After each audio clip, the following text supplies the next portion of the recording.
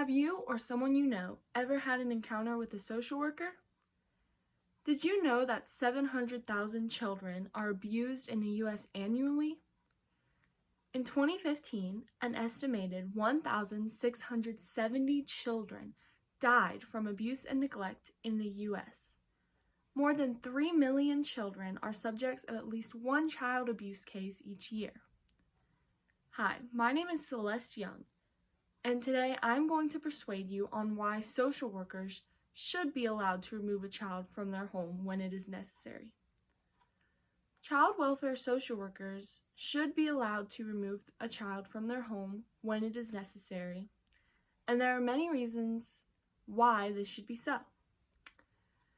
There are reasons why a home may be unsafe for a child, and a social worker has to go through many steps in order to remove a child from their home. And finally, the goal is always to improve the whole situation. Sometimes it is just unsafe for a child to remain in a home. A child deserves to grow up in a home that is nurturing and safe. When a child is forced to live in an unsafe or unhealthy home environment, it is the job of a child welfare social worker to step in and help the situation. Factors that make a home environment unsafe for a child include emotional abuse, physical abuse, sexual abuse, neglect, medical neglect, abandonment, or inadequate care. A child that is facing these dangerous and unhealthy conditions in their home should not have to remain in this harmful situation. If a child welfare social worker finds substantiated evidence of any of the previously listed factors, the child should be removed from the dangerous home environment. When there is evidence of mistreatment of a child, how easy is it to remove a child from their home for a social worker?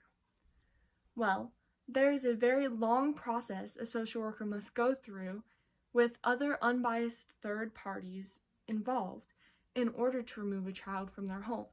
It's not easy. When the social worker finds substantiated evidence of mistreatment, they initiate court action. The court can warrant an emergency removal order if there is a reasonable belief that the parent poses an immediate threat to the child, or that the child would not be safe if they remain in the home, or if the child is just in imminent danger. In a child protection or dependency proceeding, the court can issue temporary orders placing the child in shelter care during the investigation, ordering services, or ordering certain individuals to have no contact with the child.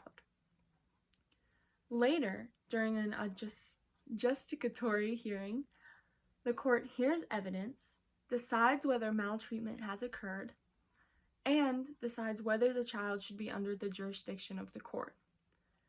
This court order determines whether or not the child should be removed from their home for a long period of time. This is a very long process because it should not be easy for a social worker to remove a child from their home in case the child should not be removed. Therefore, there's a long process with the court involved to make sure that the best thing for the child really is to be removed from the dangerous situation.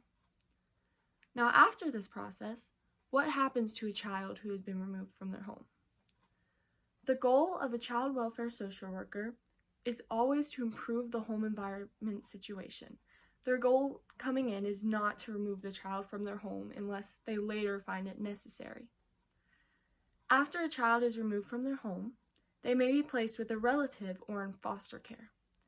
The goal is to keep the routine as close to normal as possible, which this includes the child still attending school and receiving any medical care that they might need.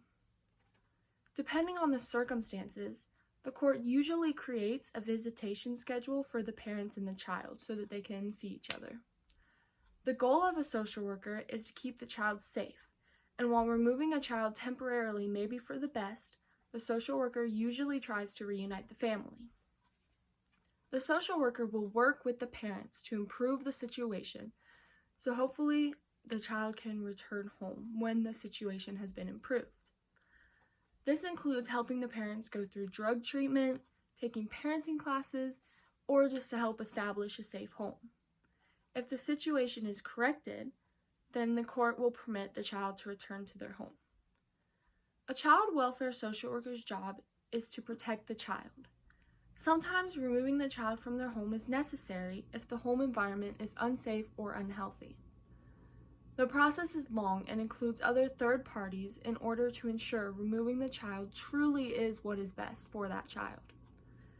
The goal of a social worker is to help parents improve the situation so that the child can return to a safe and happy home. Social workers should be able to remove a child from their home when it is necessary. Thank you.